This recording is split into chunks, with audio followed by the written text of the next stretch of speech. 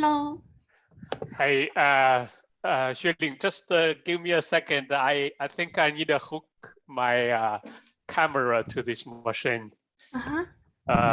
Just bear with me a second. Okay. I will record. Hello, I'm Xueling Sa. I'm the president of American Rock Mechanics Association's UND student chapter, and it's our pleasure to host Dr. Gan Han as our first speaker in this semester, and welcome everyone to join this. And thank you very much, Dr. Gan Han, to join this meeting. And I would briefly introduce Dr. Gan Han. Dr. Gan Han is the president of American Rock Mechanics Association, and he is also the founder and the chair of hydraulic fracturing community with over 1,000 members. And Dr. Gan Han has over 25 years of experience in rock mechanics and geomechanics, and he worked at the upstream of Aramco American, focusing on the technologies related to hydraulic fracturing, reservoir performance and well productivity, well planning and construction, and stress and rock characterizations. Today, Dr. Gan Han would like to discuss with our UND students and faculty about the American Rock Mechanics Association and also the future of our oil and gas industry. And we have 1 hour of the meeting. And if we have more time after the discussion, Dr. Gan Han will give us a webinar about hydraulic fracturing physics and modeling. Thank you, Dr. Gan Han, and thanks all the faculty and students joining this meeting. Thank you. Xueling, great job. I have to say, as I mentioned, I'm very honored and blessed as well to attend today's seminar.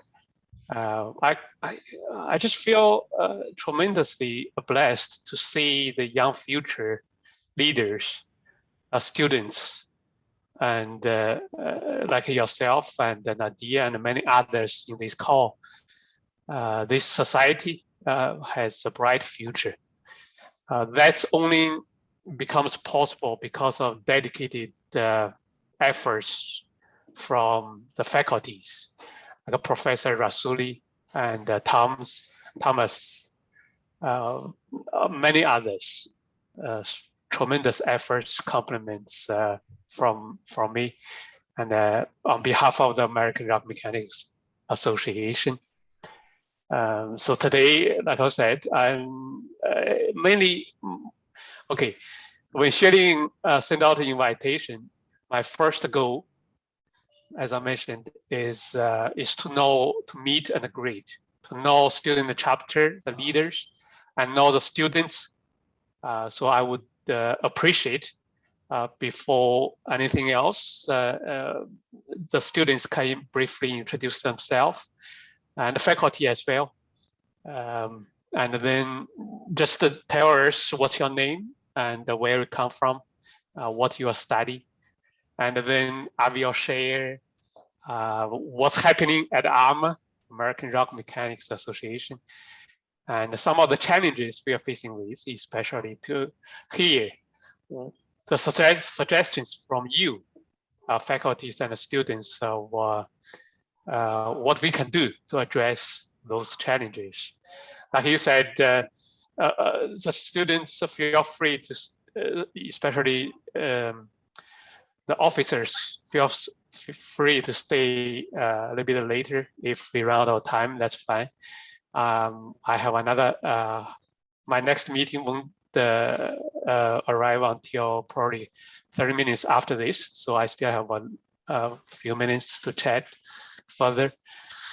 But on the other hand, I have another goal to share with faculties and students what's a field case study, basically demonstrate how rock mechanics modeling can help address the field of challenges. So if we have time, I have about 20 slides on that, about 20 minutes. So is that okay with you, Xueling? Yeah. Yeah, feel free to probably start with yourself and then move to Professor Rasuli. Go ahead. I can start. My name is Xuelin Sang. I'm the PhD student in UND Petroleum Engineering now, and I start from spring 2021. My topic is about the analysis of production on the stress change around the initial fractures and optimization of the refractory design to improve oil production in the unconventional reservoir.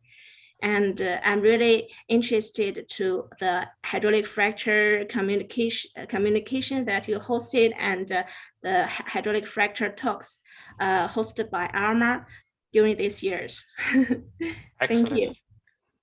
Thank you, Dr. Han, for your time. Yes. So do you want me, I think I don't need to introduce myself, but my name is Vamek Rasuli. I'm the chair for Petroleum Engineering Program at UND for about 6 years now. Thank you. And I just want to, the first time I met Professor Rasuli is in Australia, Perth, at the University of Curtin. And he was leading very impressive, even today, I vividly remember the state-of-art equipment and the staff at his lab. But what I remember more, Professor Rasuli, is the unique setting in the University Curtin, where remember, I forgot which faculty after work. So basically, the winery deliver a box of wine to the faculty office. Dr. So Brian, after work, Brian Evans. yeah, Brian, yes. So After for the work, Professor those Brian Evans. faculty actually literally, as a treat, Yeah. bring a box of wine with them back home. Oh, yeah. So that's very unique. Yes. Go ahead. Sorry to interrupt. No, great. Thank you. Nadia, go ahead. Yes. Hello, everyone. Hello, Dr. Han. Hello, Dr. Thomas and Dr. Rasuli. We are so happy to have you today. It's our pleasure as the first event for this year. I'm Nadia Moeven, a PhD student within the Petroleum Department at UND. I have a background in production and reservoir engineering from Algeria. I'm passionate about technology and innovation. My research topic is related to hydraulic fracturing optimization, as I'm working on proppant placement optimization. So the objective of my research is achieving a uniform proppant placement across the perforation in horizontal section. Thank you. Excellent, excellent. So Thomas, go ahead. First of all, thank you for all this time, and I have known Kang Han the long time, and he's very active. It's exactly opposite me. I'm very shy, but he's very active. Oh, so- really? I didn't realize that. No, just kidding. Yeah, and also he's very knowledgeable in that area, particular rock mechanics. And so when you talk with him, and you naturally going to be just become the friends. And so he's a good person and also a knowledgeable person. And also he has a tremendous experience. I think that he previously worked in the Haas and then moved to the Aramco. And I think that this is, this time is a good opportunity to our student. And, it's the Kanghan and this, the ARMA chapter in the UND is a brand new. And when I see a student member is so active and energetic, and, every single time I impressed by my student. And so it's, I can't say anything more than that. I'm every single day is academically challenged by new idea, and also I impressed by the energy. So thank you for your time, and also thank you student and for your time. Thank you. My pleasure. But now I know the secret why you always look young, Thomas. It's because every day the students give you a new energy. It's I needed that at too. a young age, right? I only get my energy from running, but I needed this too. I learned something today. Okay, thank you. So any other student officer sharing is on the line? Yeah, we have Herhers here. Herhers is the president of ARMA UND last year. Herhers, can you introduce? Thank you. Yeah, finally, Dr. Gan, we meet you. It's a pleasure to talk with you, and you are here with our new student chapter. We appreciate that. Thank you for your time. Thank you to talk with our faculty professors. Right now, actually, I'm a PhD student in the Department of Petroleum Engineering, and my focus is in geomechanical and reservoir modeling of geothermal and unconventional reservoirs. And we are here using all the labs, auto lab, that we are taking some experiments in that lab. And actually, as mentioned, Dr. Bamek in our rig, I think they did to do some projects in that, but my focus is in reservoir and geomechanical modeling. And yeah, it's a pleasure to talk with you. And I think that it's, I can say, thanks, Dr. Logan. Great job, Herhers. You have done great job at the University of North Dakota's ARMA student chapter. And thanks for keeping me updated as well. I'm very impressed. And the efforts, not only those activities, but also the efforts you reach out to a broader society through LinkedIn or other social media are all well done. Congratulations. Thank you, Dr. Han. Sure. Mohammed, are you there? Yeah, I'm here. Hello, thank you, Dr. Gang, for being here today. So I am Mohammed Malki, I'm secretary at ARMA, and I'm PhD student in petroleum engineering as well. And my research is also focused on geomechanics perspective, which is like activities with ARMA will be very helpful. We hope that like this year we're gonna move forward with ARMA student UND student chapter, and that we're gonna be one of the most active student chapters in ARMA. Thank you. Excellent. So Mohammed, if you don't mind, I ask which country you come from? Algeria. So Algeria. Yeah. So one thing I'm going to mention, one of the challenge is it seems we ARMA, the professional or students in Africa. So we may need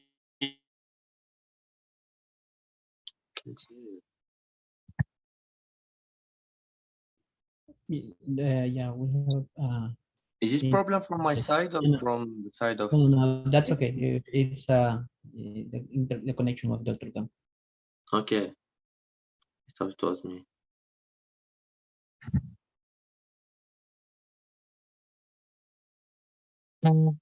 Okay, sorry. I know why. Because whenever the microwave is on, my internet will be interrupted. So I just yelling my my daughter, no microwave this morning. But yeah, Mohammed, I don't know whether you heard me.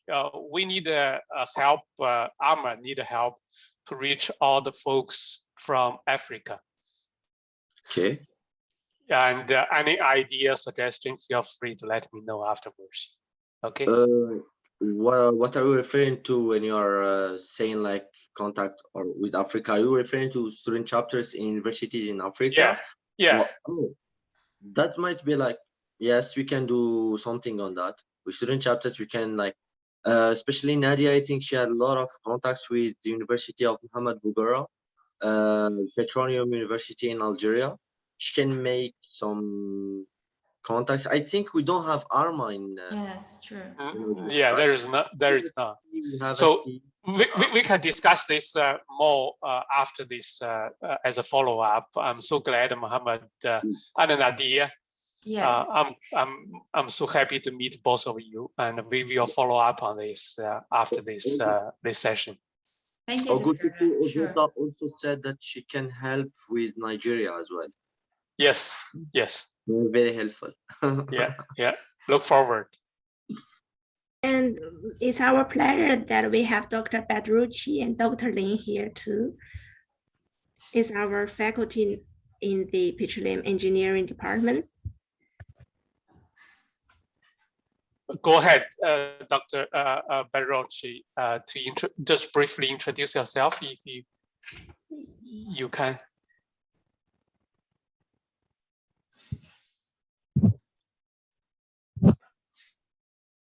Can you hear me? Yes. Oh, okay, good. So my name is Fuad. I recently joined the petroleum engineering department. I was a PhD student also at UND, and I joined this summer. So I'm focusing on different areas: production, reservoir engineering, some geomechanics to hydrofracturing, enhanced oil recovery. So different areas, and I'm blessed to join the faculty members that we have at UND and the great work that they are doing, and I'm happy to contribute to that. And also, I'm very happy to have such students. As you see, they are very, very active. We have, I think, more than 4 student organizations, and all of them, they are very, very active. And this is proof that they brought you today here for this talk, and you can see the students, they are very happy to meet with you. So thank you for the support you give to our students too, and making this relationship with them. This is really great, and we are happy to have you here today and have you other times too. So, and hopefully we can have you here on campus now. Yes, I look forward to. I look forward to. So yes, yes. I think Jolene should touch base, and they will work on having you here next time. Yeah, Thank you. Thank you very much. Thank you for coming today. Sure. Thank you. Yeah. Dr. Leng, you here? Hello? Yeah, I can hear you. Go ahead. Hello. Okay. Good morning, everyone. My name is Kegang Ling. So I'm a faculty of the petroleum engineering department. And my research area is mainly in production engineering. I'm pleased to see, let's say we have several student organizations established in the department.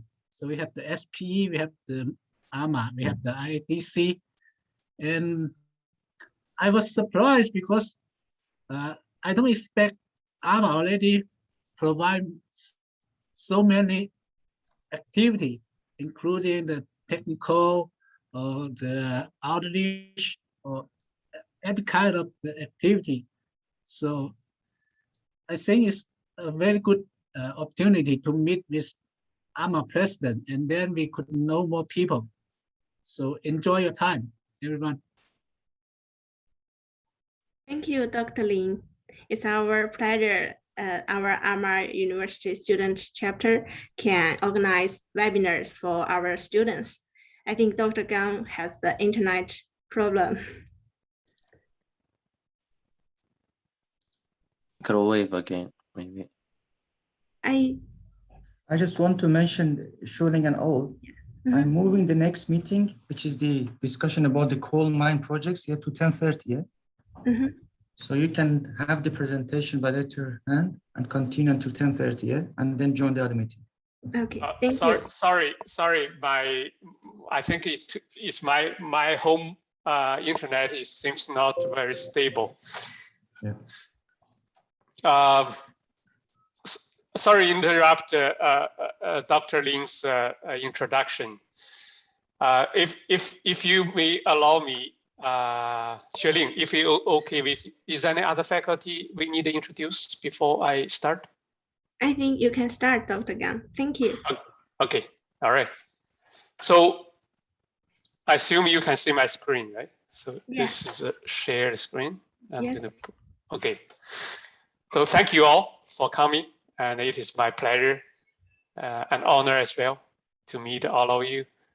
On behalf of ARMA, we thank our students, thank especially the faculties for doing this fantastic job, promote the rock mechanics, promote the profession and the discipline as well. So I'm going to wear 2 hats today. One is as a president of American Rock Mechanics Association. So I'm going to briefly introduce what's going on at ARMA and the challenges we are facing with. And then I'm going to share a case study from this hydraulic fracturing point of view. The main message is that we have modeling, we have theory, and we connect with field applications. Okay. So as you probably already know this, ARMA established in 1995 from US National Committee for Rock Mechanics as National Academy of Sciences. Our mission is to be the worldwide recognized representation of multidisciplinary rock mechanics advancements and applications to serve its members and the public. We have about 1,000 members in petroleum, in civil, mining, geothermal, and interdisciplinary. But I'm going to mention this membership challenge next slide. And about 50% of members are from outside the US, and students represents the 30% of membership. And right now we have 15 student chapters, and I'm glad to meet the University of North Dakota student chapter today. So what do we do? We hold annual symposium. Many of you participate and organize as well. We organize the international meetings. I'm going to mention one that coming next month. And we organize workshop, short course, topical forums. We have actually, we just had a new one. So we have 6 technical committees now. Committee on hydraulic fracturing, induced seismicity, drilling, underground storage and utilization. The CO2 sequestration is a part of the this technical committee. Tunneling, and the newest one is the discrete fracture network. Okay, we have 6 technical committee now. We support and encourage student and early career participations. We issue awards such as research, applied research, case history, PhD thesis, master thesis, outstanding contribution, and we established dedicated awards for student and professional volunteers for their distinguished service. There are 3 categories: senior member, junior member, and a student. So I strongly encourage student leaders to apply those recognitions. We publish ARMA letters. You're going to see one coming very soon, and maintain ARMA digital library for 1 petrol. We also maintain the US membership in the International Society of Rock Mechanics. What is our goal? Right, I mentioned that, but as a new president, this is my slide, if you will. Pardon me. The goal is in the next 2 years as president of ARMA, I hope with your help, we can continue building a more technological, innovative, diverse, and transparent ARMA, contributing to the low carbon and climate conscious era. So that's my statement as the new president. There are 3 main challenges we trying to address. We need your help. Number 1 is increasing the membership. Over the pandemic, ARMA, like many other societies, we lost a lot of membership, and we are back to about 600 now. Lost about 40% still. That's why we need your help. Recruiting more student members, and any participant today, feel free to join the North Dakota student chapter or join as well as join ARMA. We need your participation. The second challenge is encouraging industry participations. As we all know, industry, especially petroleum, going through a cycle, facing a lot of challenges. Therefore, we need their continued participation. The third challenge is proactively. We need to develop efforts for the new era. That has been reflected in some of the recent activities we are putting together. Over the past couple of months, with the board support, ARMA has established 3 new committees. Advisory committee established strategic directions. Membership committee dedicated to address the membership enrollment and encourage mechanism at ARMA.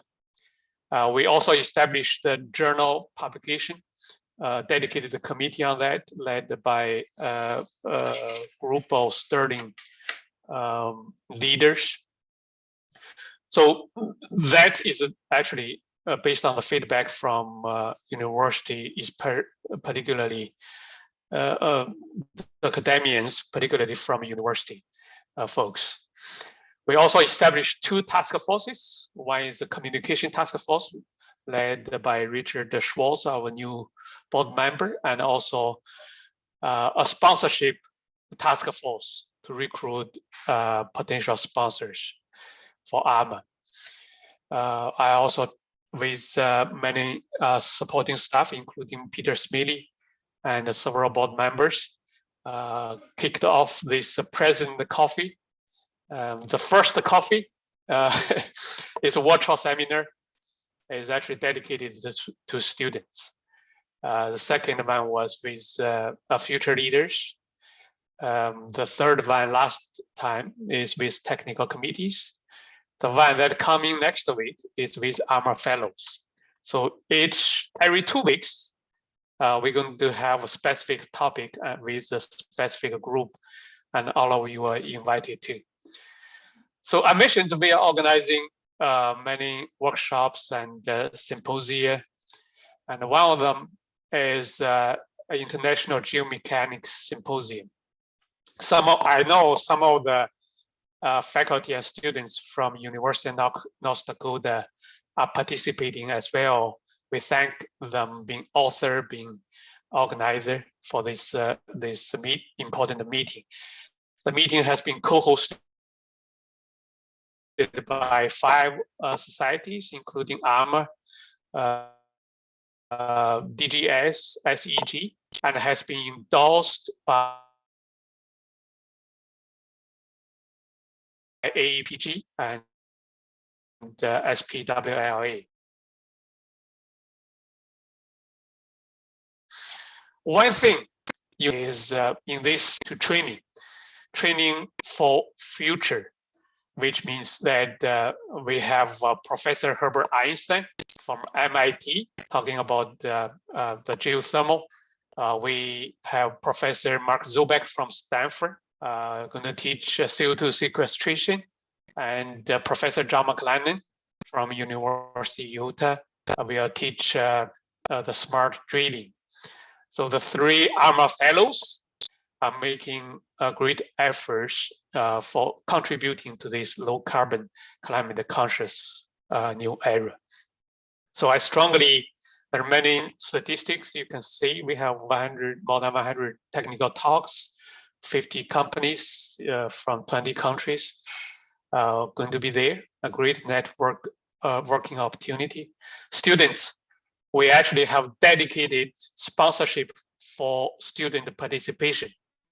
So if you follow up the LinkedIn post, you will see, especially SEG has announced the student competition to sponsor the students' participation, thanks ResFlex, the company sponsorship.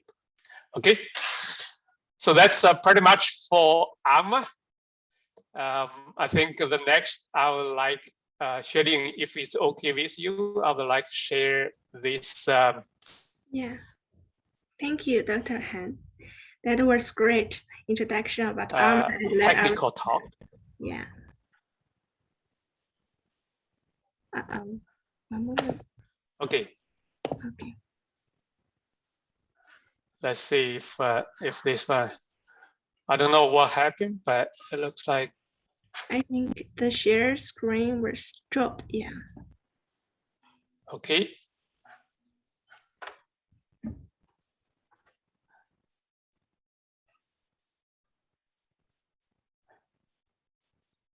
Uh-oh.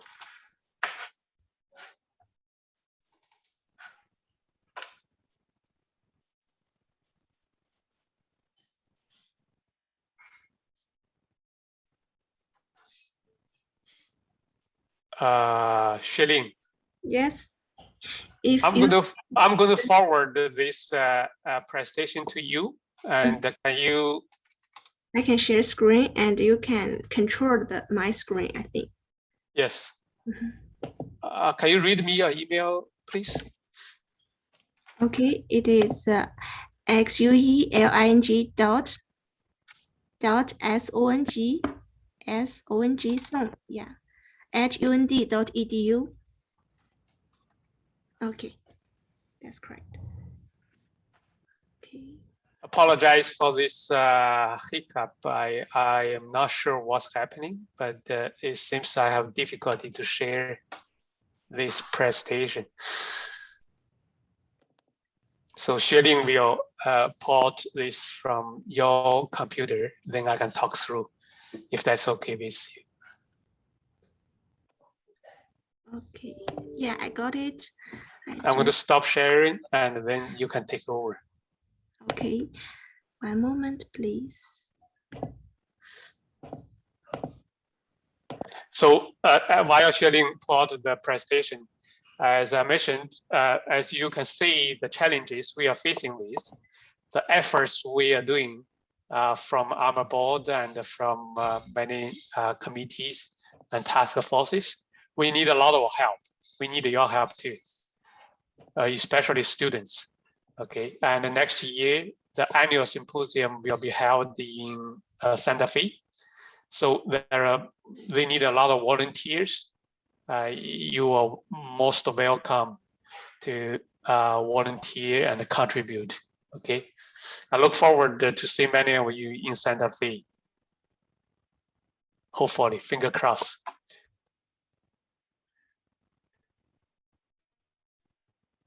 So go ahead, Shilin. Okay. Aramco Americas upstream. So I'm going to talk about the hydraulic fracturing, physics, and modeling. Go ahead, the next slide. So the main message, as I mentioned, is to understand the physics, understand the modeling, as many of you probably know much better than me. Then connect them to the example of a field case study, which basically fracture growth near available, that based on the ERDAC paper. So in the physics, and if you look at the hydraulic fracturing, is actually pretty straightforward, easy. Number one, you have to have rock, but the rock can be isotropic, can be anisotropic, right? Actually, all the rock are anisotropic, but model sometimes, many models assume they are isotropic. The rock can be elastic, can be plastic too. The rock apparently has porosity, therefore it's poroelastic material, and it has a thermal effect, especially with the geothermal. Then you need stress, in situ stress particularly.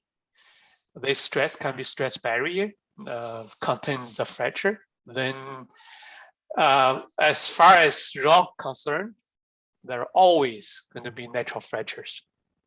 Okay, so how the hydraulic fracture interact with natural fractures, that's has been studied heavily.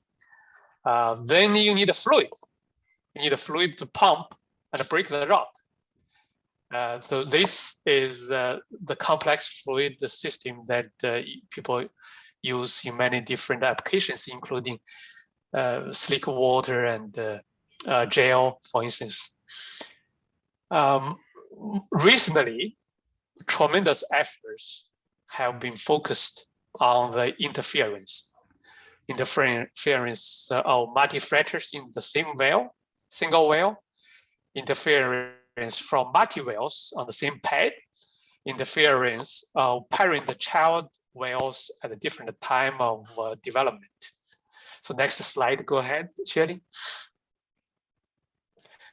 So you all know this. I'm going to quickly go through the first few slides and focusing on the last field case study. So legacy models, 1960s, right? Everybody knows GDKP gain. Then in 1980s, conventional enablers consider anisotropic material, stress barrier, elastic, plastic, rock properties. Then really the shale revolution bring the shale generation of hydraulic fracture models. This consider many effects or features, characters we just mentioned. So next slide, please. So the next few slides, you're going to see the comparison about the 20+ hydraulic fracture models. There is a famous saying, all models are wrong, but some are useful. So this is based on the hydraulic fracturing model runoff. The goal is not to show the model superiority, but to show the model validity and diversity. Okay, it's not about who is better.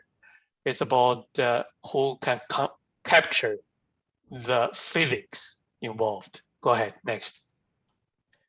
So those are the 20 models that has participated in these efforts. All the modelers are asked to use the same input and to deliver the same output, and so that we can compare. So each model goes through this. They pick up whatever case they feel comfortable to study. So next, please. So as I mentioned, in the physics slides, there are 7 cases we developed to address different physics. In each case, the modelers choose to participate freely on their own. I have to say the modelers spend tremendous efforts on this voluntarily. And each category, each case has variety different models participated. So next slide, please. For example, case 1 is all about the elasticity and anisotropy, all about the viscous dominated or toughness dominated fracture propagation. So those are the model inputs, everybody using the same input parameters. And in this case 1, we also divided into subcategories based on whether it's a high and a low leak-off efficiency, or viscosity dominated or toughness dominated propagations. Next slide, please.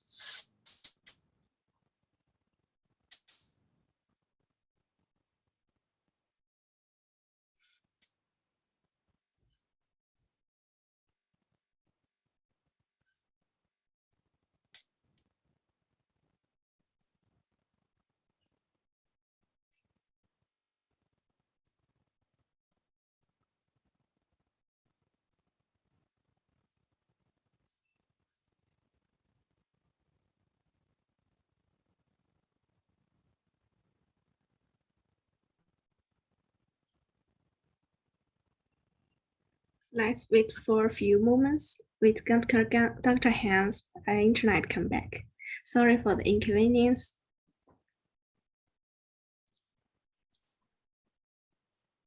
No problem, Shuli. Thank you, Dr. Asuli.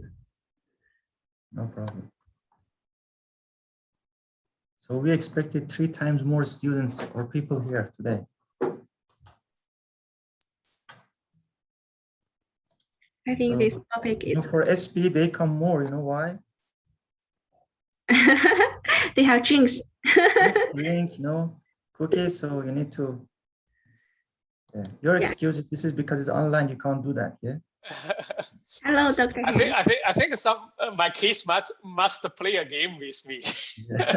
If I wake them up, I guess they take off my internet. But apologies again. No problem. So the good news is that okay. I hope the message from last slide that the input table has went through.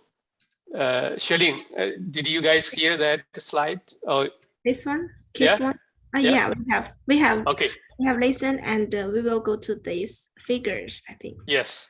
So this is the result. This is a comparison of all the models participated in the case one study. As I mentioned, all models require to output the same. This is the fracture geometry, half length, height, and pressure. And as you can see, number one, all of them follow the same trend. That means all of them did a good job. Number two, they are quite different as well in terms of magnitude. Why? Because each model has its own assumptions and simplifications, right? So therefore, when you pick up a model as a rock mechanics guy, you got to understand those basic assumptions and simplifications. Therefore, when you have the results, you know what you are dealing with. Okay, so that's the main message from this slide. Next, please. This is the second case, talk about the fracture barrier. Next. And again, you see this general trend. Every model follow the general trend, but still you see a big difference. So next. Go ahead. So this is a poroelastic and a porothermoelastic model comparisons. This is interesting because it shows the diverse models. The left is based on continuum. The right is based on discrete element models. So the particle models. And if you go to the next slide, the results actually are quite close in terms of the general trend. But of course, the magnitude is different because the basic assumptions they have when they develop the model. But all follow the same trend. Okay, so next, please. Natural fractures, you're always going to have natural fractures. Interaction between the hydraulic fracture and natural fracture. The left is from Itasca model. The right is from another model by Golder. So the comparison, each of them, as I mentioned, simulate the same settings with natural fracture, hydraulic fracture cut through. If you go to the next slide, and yeah, they are quite close. Follow general trend. And what's amazing is the next slide. The most sophisticated case, which study the interference between the fracture stages. The left is from Schlumberger, the right from Frac Optima. And you may think, oh, this is a very most complicated case. Go ahead, Xueling. Mm-hmm. And it's actually, if you look at not only the magnitude, the previous slide, sorry, Xueling, I might have a timer in those slides. That's why it's go off by itself. So it's not only general trend are similar, but also for the most sophisticated case, field study, the models, the magnitude are similar too. So the previous, the simple case, they have big difference in the magnitude, can be. But for the most sophisticated case, the magnitude is similar. So if you go to the next slide. So this is the field study we have addressed.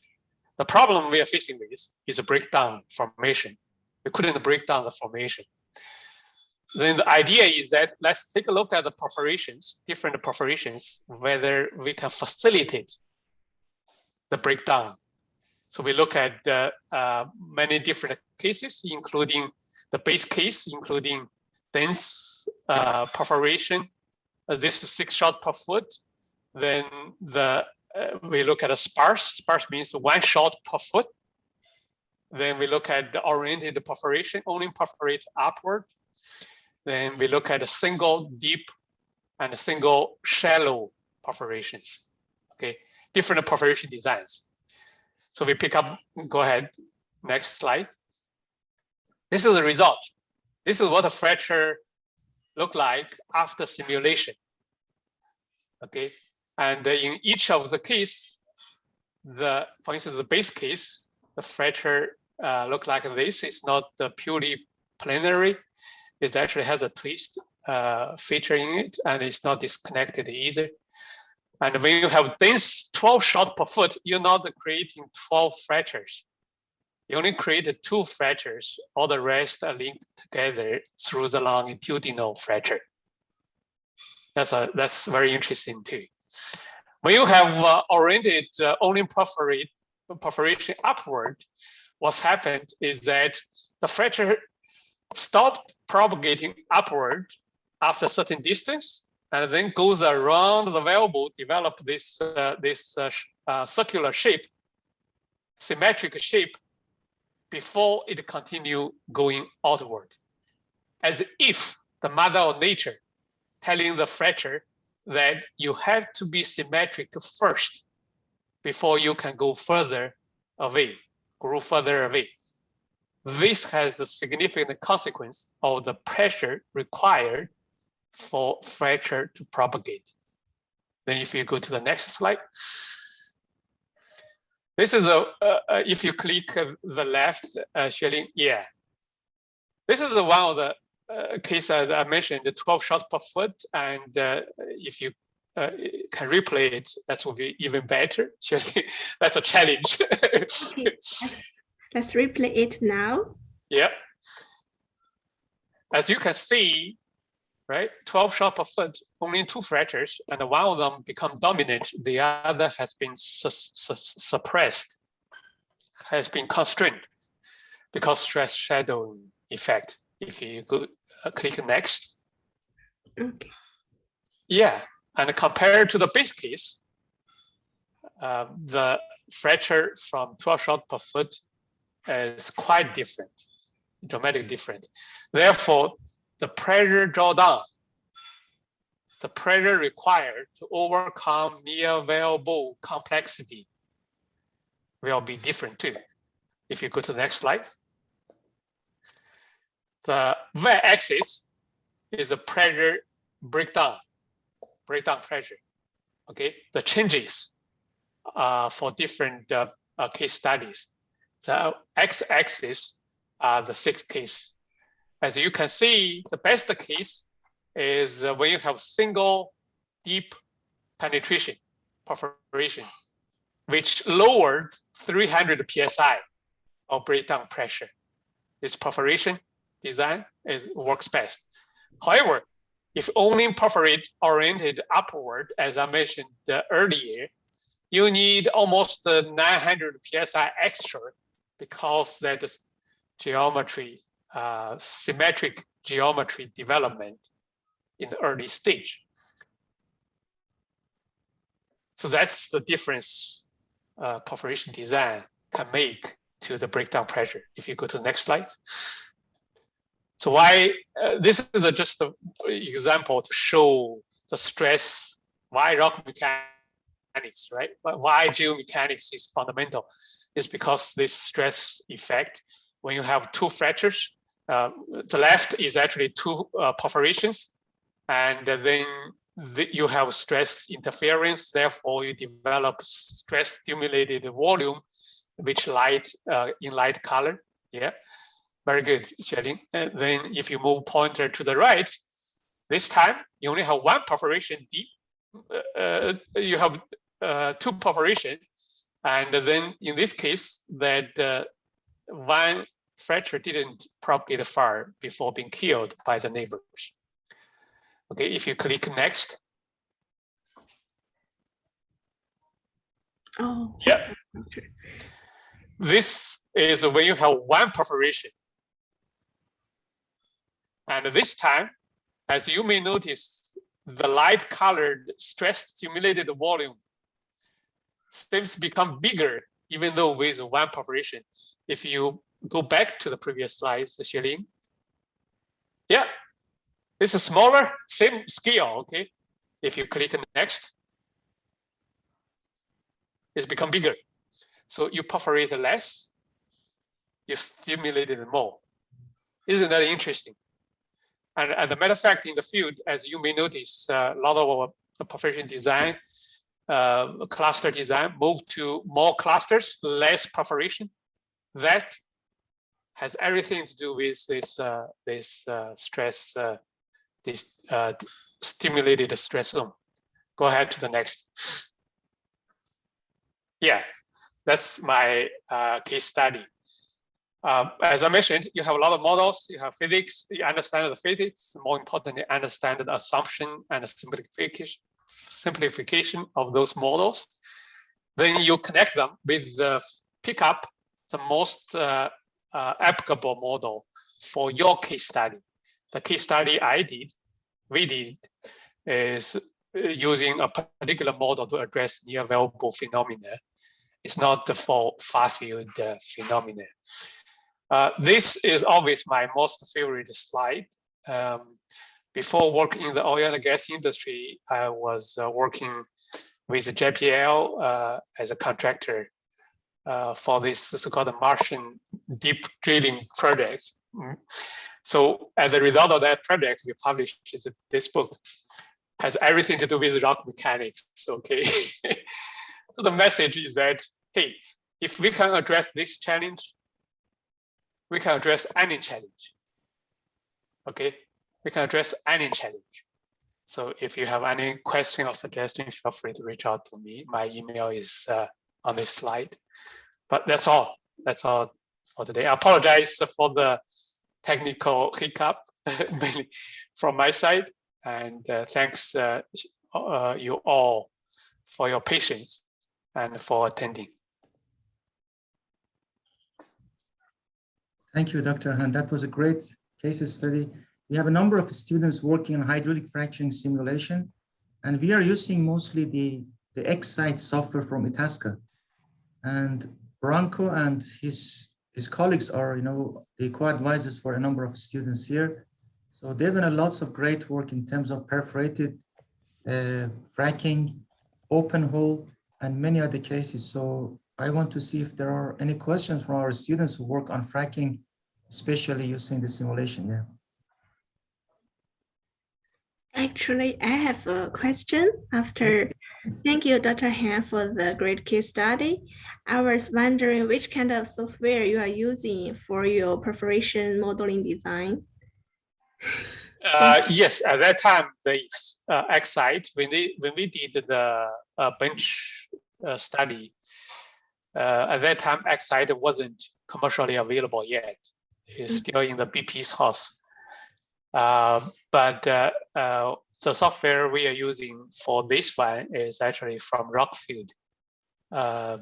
They have their special suite of software. Particularly for near available study, I found there are many other software that help too, especially in the past few years, including X-Site, including many others, even our student sponsor, ResFrac as well, many of you aware. Those softwares are all capable to do certain things. All you need to do is figure out their assumption, their simplification, whether your study, your case can accommodate those assumptions. That's okay. They all are capable. They all are very good software. Thank you, Dr. Han. I think it is using FEM method in the model, right? It looks like discrete modeling, I think, or FEM. It's actually using both FEDM.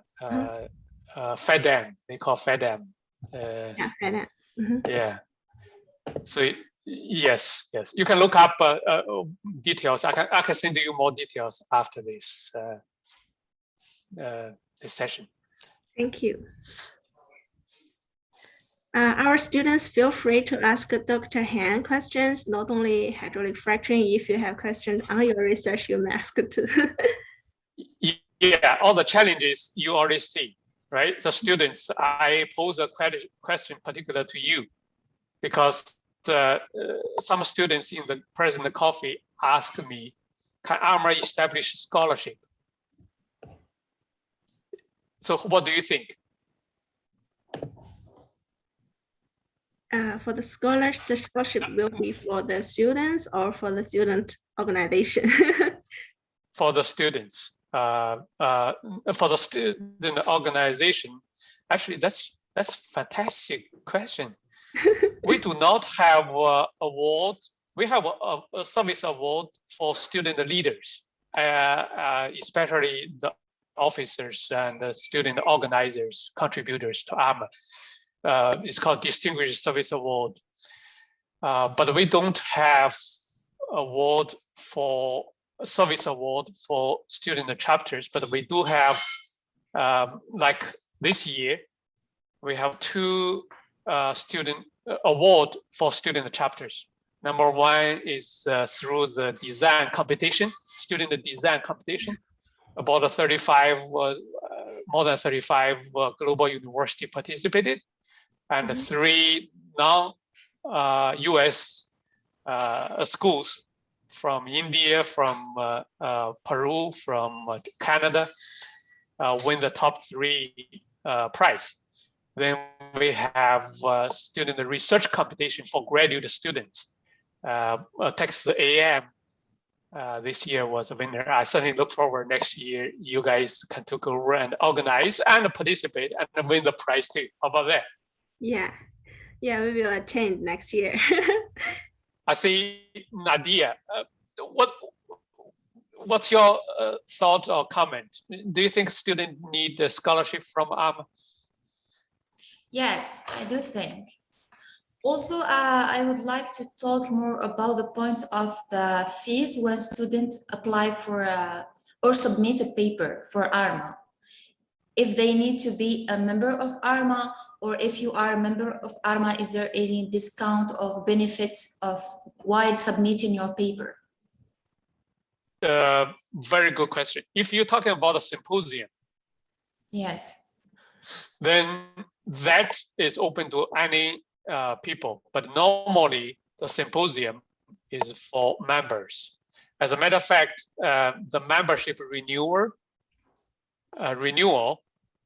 is tied to the annual symposium registration. So on the registration page, you will see there is a particular line, renew your ARMA membership. This annual symposium is mainly for ARMA members, but we welcome every year, as a matter of fact, there are many non-ARMA members come and see what ARMA is about.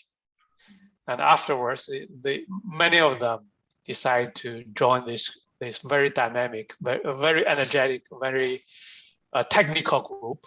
That's a big difference between us and the SPE.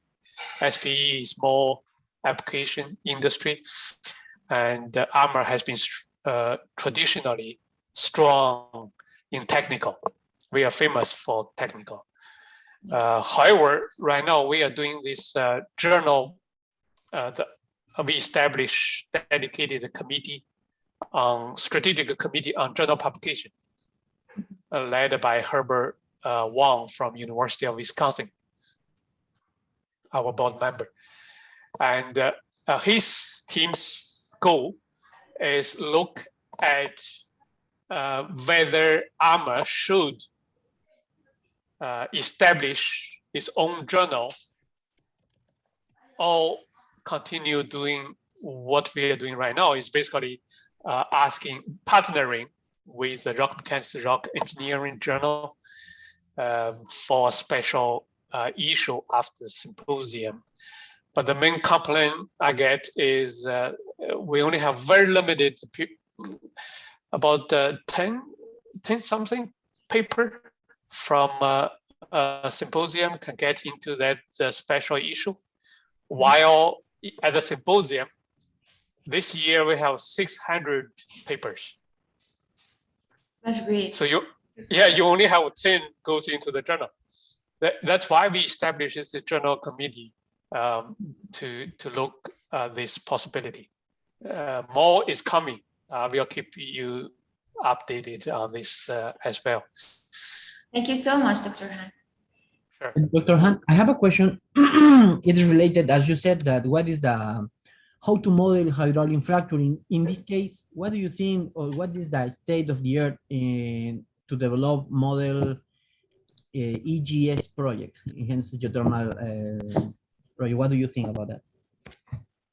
Yeah, that's a very good question. Actually, I noticed that you being involved in the geothermal side quite actively as well. That's very good. As a matter of fact, at ARMA annual symposium, we expanded the technical tracks by tracks. I mean, we used to have petroleum, civil, mining, interdiscipline. And from this year, we established a dedicated technical track on geothermal. So in Santa Fe, you're going to see this continue. Actually, Santa Fe Symposium is chaired by our board member, Doug Blankenship, the treasurer of ARMA as well, the money person. We have to be nice to him. But his job is actually the manager at the DOE Geothermal Technology Office besides Sandia. So this geothermal is significant. Many of the hydraulic fracturing folks I know, especially laid off from the oil and gas industry in the past year during the pandemic and the industry downturn, many of them actually joined geothermal industry. Many companies, including Baker Schlimbush, has dedicated departments for the geothermal now. So that's area we feel very passionate and promising to grow. In terms of those models, if you look at the physics that are touched on the thermal part, right? That's significant apparently in the geothermal. But more importantly, I think there are quite a bit development, a significant development from several companies I'm sure you're aware of.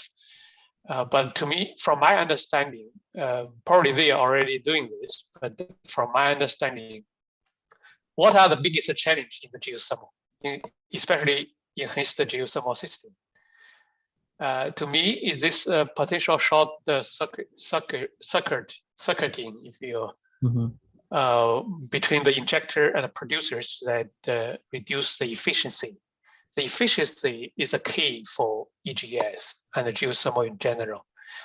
Therefore, anything this modeling can help to improve efficiency to avoid this short circuiting between the producer and the injectors because of hydraulic fracture. That is something that going to be significant to help the industry. They may be already doing this, but I also challenge probably as a society, as a group, we need to look deeper.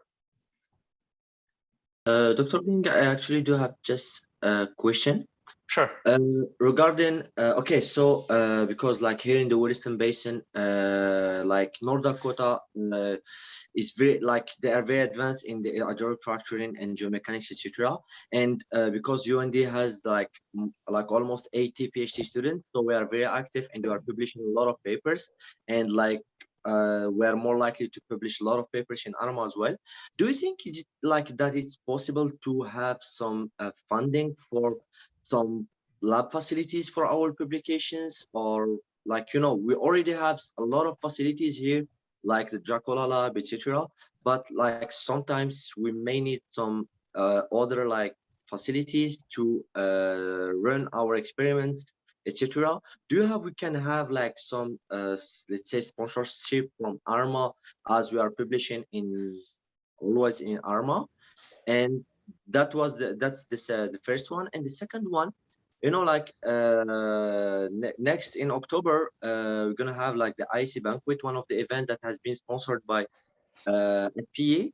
Do you think that ARMA can help us, like I'm talking about, like ARMA help the ARMA student chapter to organize such similar event and invite some people from industry, including your friends from Aramco, etc. Do you think this can be possible? Before I address your first question, okay, let me address your first question. Then I might need a little bit of clarification about the event on the second question. So ARMA historically is as a society, we are relatively small, and the resources are small too. And to be frank, like many other societies, professional societies, we are facing, I didn't touch on the challenge in financial part, but the task force for the sponsorship, we hope can address that challenge. Over the past 2 years, a few years actually, I'm barely break even. In the past 2 years, especially the year that we canceled the annual symposium, ARMA has to drain its reserve significantly to keep the organization running. So this year we are in much better shape. The annual symposium, virtual symposium, the first ever, hopefully the last two, has contributed quite a bit to our financial situation. But in terms of the funding, there are multiple resources. As I mentioned, the DOE has a lot of resources. As Professor Rasuli mentioned, the institute in North Dakota is a bigger recipient. Many of us participate, including the manager from DOE GSM office is here with ARMA, as well as a board member. So those opportunities are there, and in terms of research fundings. And there are other potential opportunities too that the ARMA can help is through those industry academia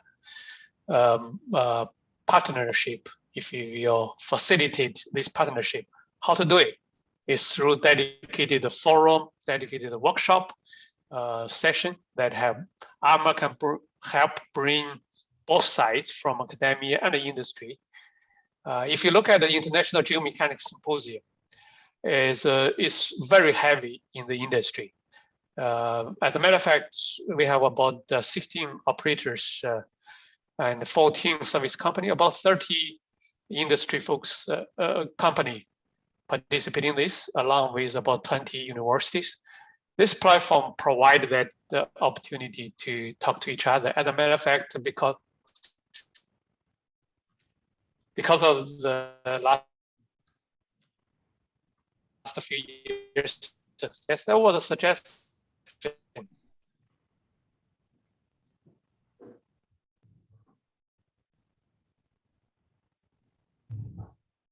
think he has internet issues. Yeah. There was a suggestion for ARMA, whether ARMA. Yeah, can you just repeat please just the last word, because yeah. we have trouble with the internet. Yeah. So there are some suggestions for ARMA as the society to put together some not necessarily guideline, but the suggestions for the future rock mechanics overlapping to identify critical issues in the future and to provide this bucket suggestions to anyone who is interested in rock mechanics and geomechanics. There is a suggestion of that, and the suggestion comes from, guess who? Some operators. So that's one of the tasks we gave to the advisory committee. We established that dedicated committee to address this particular several questions. One of them is this research bucket or research suggestion, if you will, that come from the operators. Hopefully address your first one, but the second one, the event, I wasn't sure what you mentioned. The SPE event. Yeah, so okay, maybe like I didn't say it properly. Okay, so ARMA has some collaborations with industry. And maybe this industry, let's just give an example of Aramco, want to work on some projects. They want to develop some research projects that you and the students, PhD students, can like work on. Like, for example, like the trend, which is CO2 sequestration, or like some advance in hydraulic fracturing. So maybe this, like we can have collaboration with the industries that are also in collaboration with ARMA to work on their projects if they just fund us. This like something that we can do. Like we can work on their project. That's what I'm referring to. Is it a bit clear? Yes, it's a lot of clear actually right now. Actually, before I touch on Aramco, I use an example. Last year, University of Houston ARMA chapter organized National Lab Day. The students themselves, they come up with this idea, approach the ARMA, ask for help because they want to connect with all the national labs. And guess what? ARMA board, ARMA leadership has many members from national labs, including our immediate past president, Joe Morris, is a manager at the Lawrence Livermore, including Doug Blankenship, he's another head, is a manager at Sandia. And we have many other labs in very good connection with the national lab. So what ARMA did, within 1 week, we provide enough network contacts to establish a full-day agenda participated by 6 national labs. That sounds great. Not only explain what's happening at the national lab, but also post their job opportunities.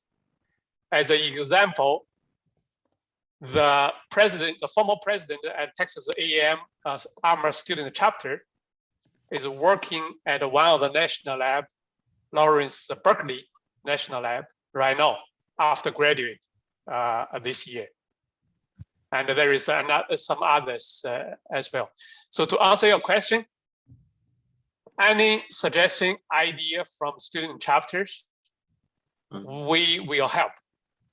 Okay. Whether finding a job or whether finding a research. For Aramco is a little bit different story. Aramco has its own system. Any company, like any big company, they have their own system, especially for research funding, so GIPs, partner with the school, professors, those in this area.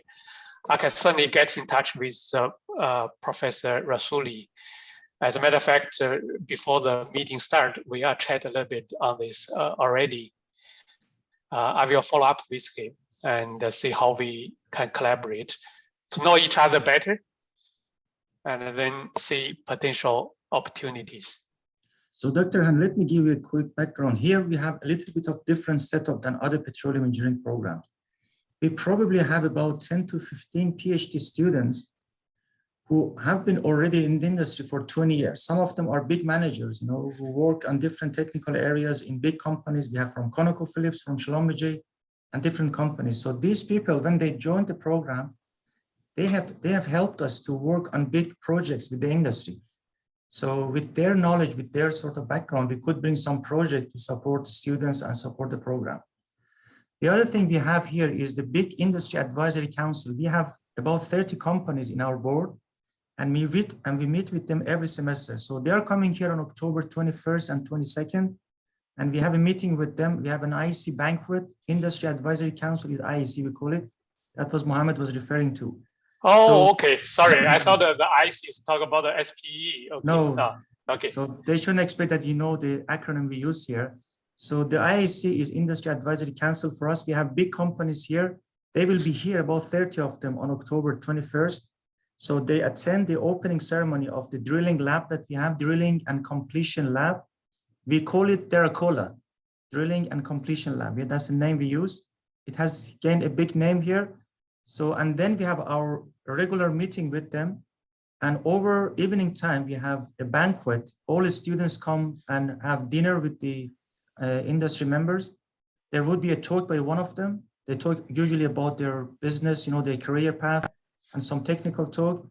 And we have all different student organizations presenting their work, and they ask for assistance from the industry, and the students talk with them about their life, about their job, and everything else. The second day, they give me feedback about what we've been doing for the last 6 months and what we should be planning for the next 6 months. So we have a chair for the IAC, and we have a few different people. So that's what we do here. As part of our program, the state, after my 3-4 years of challenging with them, they are giving support to our students. They gave us $1.8 million towards PhD students support. That's how we could bring students here, because all of them are international. So as part of that, they gave us 22 topics that our students need to work on. And these are the problems of the state that they want us to solve. And we must collaborate with the industry on each project. And the results should be applicable in the backend, not just go to the library. So the environment here is a little bit different from probably other programs. So most of our work is linked with the industry on real projects, real problems. So that helped us to bring funding, have students to work with companies. This is what the PhD students refer to. We expect that we work with companies, ask them, okay, give us this project that you want to do, trust us that we can do something useful for you, and then we produce the results for you while you pay us for our stipend. Yeah, that's the model we use here. So we have a meeting in 10 minutes now to work and talk with the coal company, with all PhD students. They have introduced 5 problems to us, and they said, if you can solve those, then we can, define a project for you. So this is a different setup we have here. So that's what they're looking for. Yeah. Excellent. Yeah. This is fantastic. Yeah. This is more of industry-oriented department here. Is very different. The other thing is that we are open to any kind of collaboration with industries, and also open to host any activities for ARMA here. We can provide a space. We can provide everything here. If you want to host a big industry gathering for ARMA here, the big event here is they can see our labs. We have a state-of-the-art lab. We have the big drilling and completion lab, the field scale. They can look at some of the operations we do here in the lab. And there are lots of things to see here in North Dakota, and even go to the field for one day. Yeah. So again, we are ready for doing that. So you can definitely work to help you to improve that. Yeah. You make me feel I want to go there tomorrow, but yes. Yeah, there are lots of things to see here. People I have missed so much far over in North Dakota. Yeah. But yes, thank you for this. This is exactly the purpose of today's meeting.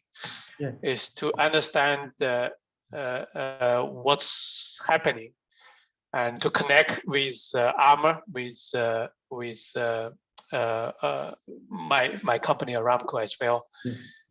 And I'm certainly very excited to hear this. This is a very unique, but yet very effective platform that you have built. I certainly look forward. We can follow up for more details. As I mentioned, we probably set up a separate meeting with my company folks as well. That would be great. And my invitation to you and your colleagues to come here on a personal even level, not even from your company, if that doesn't work, to come here on October 21st. I am sure you will be amazed with what you see here, and you meet with probably 50 people from company. The state legislature will be here. Most likely the governor of the state will be here. And one more thing I want to add is that on Friday morning, as part of the fund that we received from North Dakota Industrial Commission, we have arranged for 1-minute presentation competition for our PhD students. There would be 48 presentations by our PhD students to introduce their project and the plan forward in terms of what they want to do. Each of them have 1 minute to present effectively, and they rank, the industry people will rank their presentation style based on the criteria we give. I think, and that is available on Zoom as well. If anyone wants to, watch that, presentation, that would be great to understand what type of project we do here. That's another thing that you might want to model for ARMA competition, to attract some industry fund and give it to students who want to travel for ARMA conferences, publishing their papers, or membership. So these are the things we can definitely help. even with industry support from here.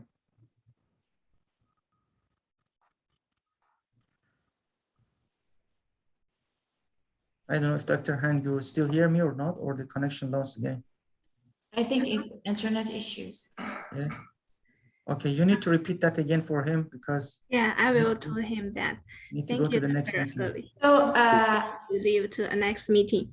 Yeah, we need to end it and then go to the Yeah. next meeting. if you just Yeah. permit me, I need to take screenshot for Screenshot. the. Yes. If Yes. you Sure. can open the camera, every students, thank you for Yes. the joining. Thank you very much. If you can open the camera, we would like to take a Photoshop. Thank you. But let Dr. Han to be there as well, yeah? Yeah. Sure. I'm waiting. You can take one now and then Yes, later on another one, yeah? I will take it. And Thank you know you, how to do Nadia. Photoshop, yeah?